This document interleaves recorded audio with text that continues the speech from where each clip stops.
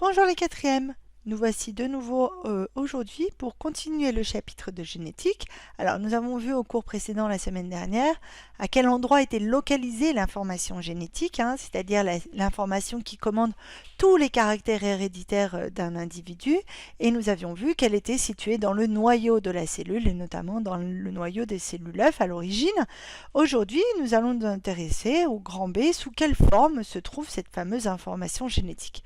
Donc dans votre cahier, après le bilan précédent, je vous demande d'écrire grand B, sous quelle forme se trouve l'information génétique. Ce que l'on va donc chercher, c'est que contient le noyau, de quoi est constitué ce qu'on va appeler des chromosomes. Alors pour ça, on va normalement travailler sous forme d'un TP. Alors évidemment, le TP, on ne peut pas le faire quand on n'est pas en classe, mais j'aimerais quand même que vous essayiez à la maison, puisque vous allez voir que finalement, en fait, le matériel que je vais vous montrer est du matériel que vous pouvez avoir facilement à la maison. On va donc essayer d'observer à l'intérieur du noyau qu'est-ce qu'il y a, puis ensuite on essaiera de faire ce qu'on va appeler l'extraction d'ADN. Alors, la première partie du TP, on va essayer donc de s'intéresser au support de l'information héréditaire, donc sous quelle forme il se situe. Et pour ça, on va observer des cellules végétales. Alors, ce sont des cellules de l'épiderme inférieur d'oignon qu'on a colorées avec du vert de méthyle. Le vert de méthyle, c'est un colorant, d'accord, donc on le met ici, coloration au vert de méthyle, qui va colorer certaines parties de la cellule. Alors, vous pouvez voir, il y a plusieurs cellules, et à chaque fois, la partie qui est colorée ici, si je regarde le zoom ici, j'ai ici la partie colorée qui est en réalité, en fait, on vous le dit ici, le noyau. Ici, la partie qui est colorée ressemble à des petits bâtons qu'on appelle des chromosomes. Donc, on a une information supplémentaire. On nous dit que les chromosomes sont en fait de l'ADN condensé, alors que ici, dans le noyau, il y a aussi de l'ADN, mais qui est libre. Le cytoplasme, ici, n'apparaît pas coloré en vert, et la paroi paraît un peu foncée, mais en fait, ce n'est pas elle qui est principalement colorée. Donc, première question. Nous allons essayer de répondre à ces questions. Quelle est la partie de la cellule qui va être colorée par le vert de méthyle? Quel est donc le rôle de ce colorant qu'on appelle le vert de méthyle d'après vous? Et puis, qu'est-ce que l'on peut conclure de ces observations? Je vous laisse quelques minutes pour essayer de répondre à ces trois questions. Allez-y.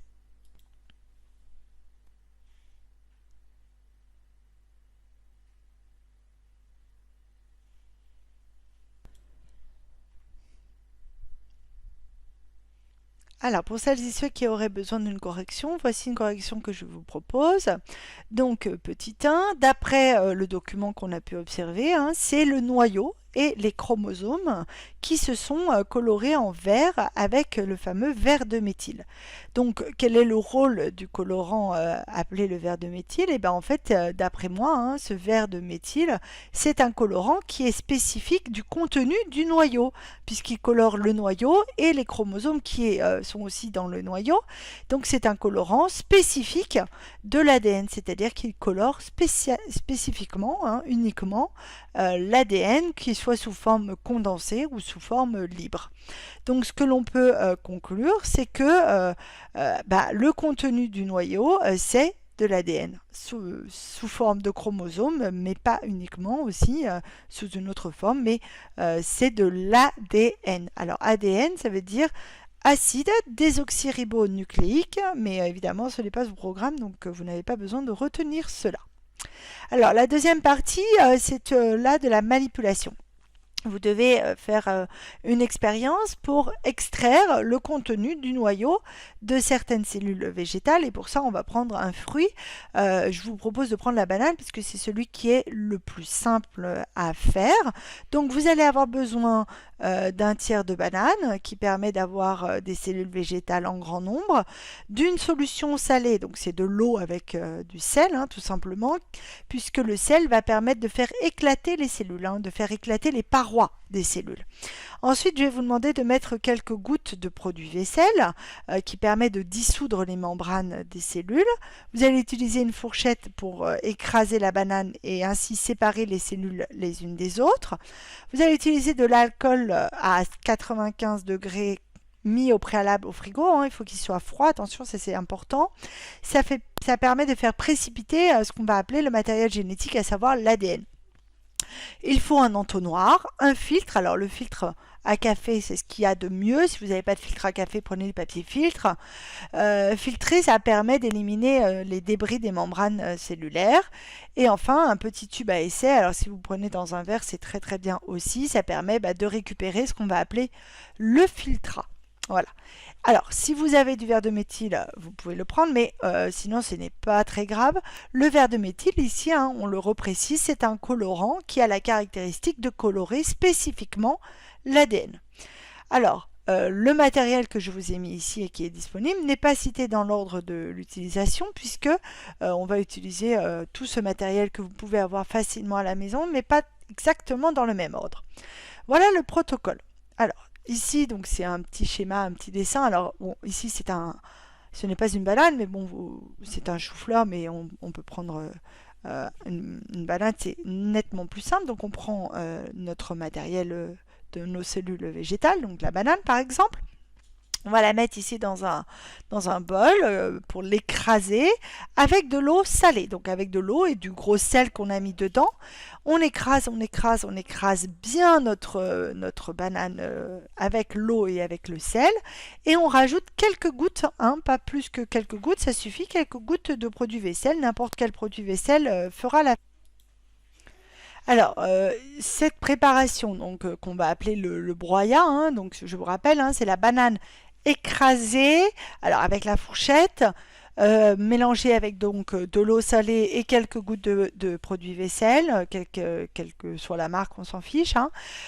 On va le verser dans un entonnoir dans lequel on aura mis donc ici le papier filtre et on aura mis par-dessus, alors ici c'est un tube à essai, mais si vous voulez le mettre au-dessus d'un verre, ça ira très très bien aussi, il n'y a pas de problème.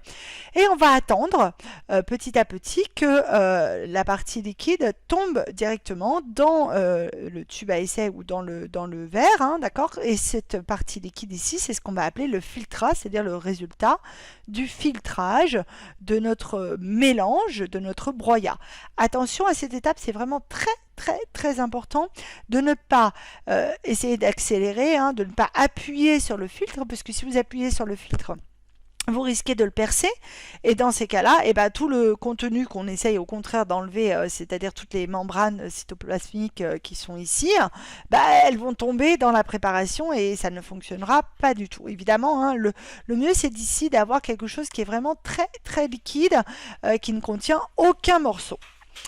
Après cette étape-là, la dernière étape, c'est que l'on va verser, alors le long de la paroi, de manière très très délicate, hein, très doucement, le long du tube ou le long du verre, de l'alcool à 95 degrés que vous pouvez trouver en pharmacie, hein, vous en avez peut-être même d'ailleurs à la maison, hein, c'est l'alcool qu'on utilise pour désinfecter les plaies, notamment en pharmacie, mais que vous avez mis à froid, hein, directement dans le frigo. Il faut qu'il soit froid pour que ça fonctionne. Et qu'est-ce que l'on voit apparaître à ce moment-là au bout de quelques minutes? On voit apparaître dans le tube un espèce de filament de couleur blanche qui ressemble un peu à du coton. Alors ce filament, ici, il est dessiné. Hein. Là, je vais vous montrer des images réelles. Voilà à quoi ressemble ce filament. Ce filament de couleur blanc, non coloré, hein, ici, c'est de l'ADN. Et pour vérifier que c'est de l'ADN, il suffit en fait de le colorer avec du verre de méthyle, puisque le verre de méthyle est un colorant qui colore l'ADN. Et si je rajoute, alors là je le fais à l'école, parce que à la maison on n'a pas de verre de méthyle, hein, mais si je devais rajouter quelques gouttes dans mon tube de verre de méthyle, je constaterais que ce fil se colore en vert. Donc c'est bel et bien de l'ADN. De l'ADN de quoi?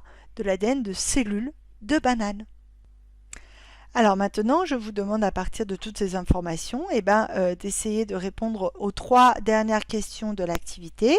Dans un premier temps, vous devez réaliser au crayon un schéma légendé de l'expérience, puis présenter les résultats. Les résultats, c'est qu'est-ce que l'on voit à la fin de l'expérience, et enfin qu'est-ce qui se passe si on rajoutait du verre de méthyle dans le tube, et qu'est-ce que l'on peut en conclure. À vous de jouer, je vous souhaite bon courage.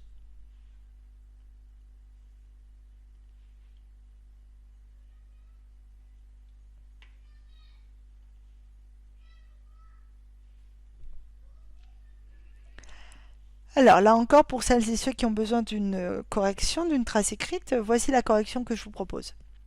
Donc, question numéro 5, vous devez réaliser au crayon un schéma légendé de votre résultat dans le cadre ci-dessous. Alors, il faut placer différentes légendes.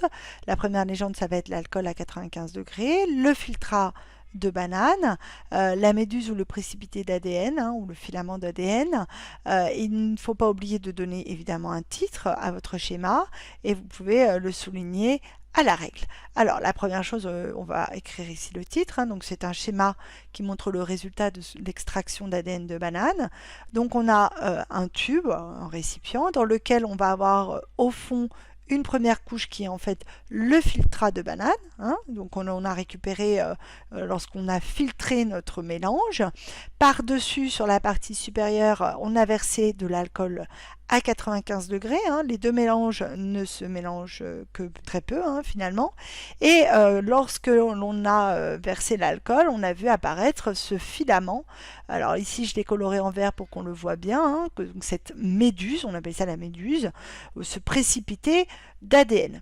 Alors, si on doit présenter le résultat maintenant sous forme écrite, on peut écrire dans le cahier que à la fin de l'expérience, qu'est-ce que j'observe? J'observe qu'il y a deux phases dans mon tube. D'abord, le filtrat de banane qui se situe au fond de mon tube à essai, l'alcool qui se situe juste au-dessus, et j'observe aussi qu'il y a un filament qui s'est formé, qui ressemble plutôt à du coton blanc, et qui se situe au milieu de ces deux phases. Que se passe-t-il lorsque j'ajoute du verre de méthyle dans le tube?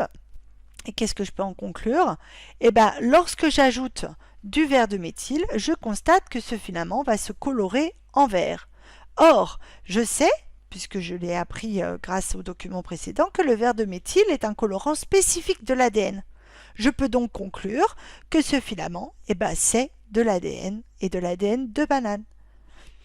Alors, ce qu'il faut retenir et noter en rouge dans le cahier, le bilan, c'est que l'information génétique qui est héréditaire correspond à l'ensemble des caractères héréditaires d'un individu et que c'est l'ADN qui est le support de cette information génétique.